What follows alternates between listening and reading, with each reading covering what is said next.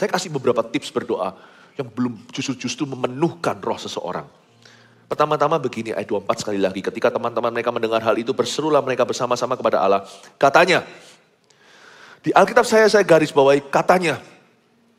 Berarti doa itu, ini sedikit tips ya tentang doa. Hari ini saya nggak bicara tentang doa, tapi saya tambahkan sedikit supaya jadi berkat buat Anda. You must pray with your voice. Pray vocally. Doa itu harus vokal. Jangan hanya kalau protes itu vokal. Doa itu mesti vokal. Doa itu jangan remeng-remeng. Atau bahasa Ibraninya gremeng-gremeng. Doa itu jangan begitu. Doa itu harus jelas, tegas, dan lugas. Meskipun Anda sendirian. Tuhan, katakan kalau Anda takut, aku takut. Beritahukan. Meskipun Tuhan bisa mendengar suara hatimu tanpa bersuara. Tapi kan jiwa Anda tidak bisa mendengar suara sendiri. Telinga Anda kan nggak mendengar suara hati. Waktu kita berdoa dengan suara, badan kita akan meresponi dengan iman. Kalau kita mengeluh, badan kita akan layu. Hatimu bisa mendengar, kasihan kupingnya, telinga kan gak bisa dengar. Yang tahu hatinya. Doa membuat tubuh jiwa roh kita sinergi ke arah Tuhan. Pray vocally, berdoa dengan suara. Tuhan, tolonglah saya. Bukan hanya dengan suara ayat 25. Excuse me. Dan oleh Roh Kudus, minum dulu ya, air GMS.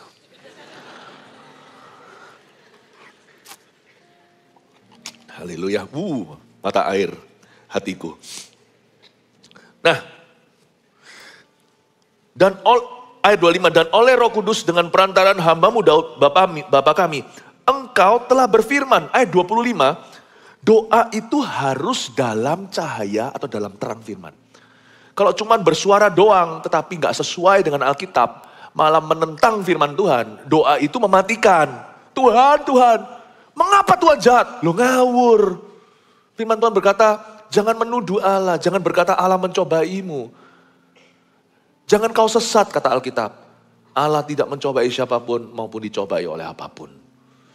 Doa itu jangan cuma bersuara doang, asal vokal. Doa itu mesti berfondasi.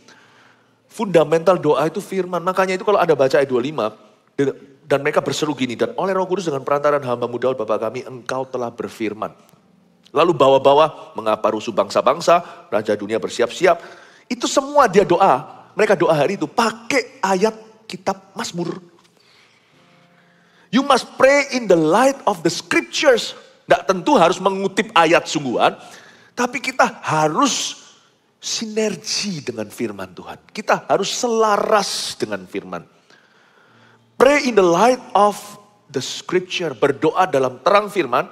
Sehingga nanti apapun yang kita doakan, kita akan memandangnya dari perspektif Tuhan. Waktu kita berdoa sekalipun belum terjadi mujizat, kemenangan sudah terjadi waktu kita berdoa. Karena kita meletakkan semuanya bukan hanya di kaki Yesus. Semua di dalam otoritas firman. Itu gak bisa lari dari Tuhan.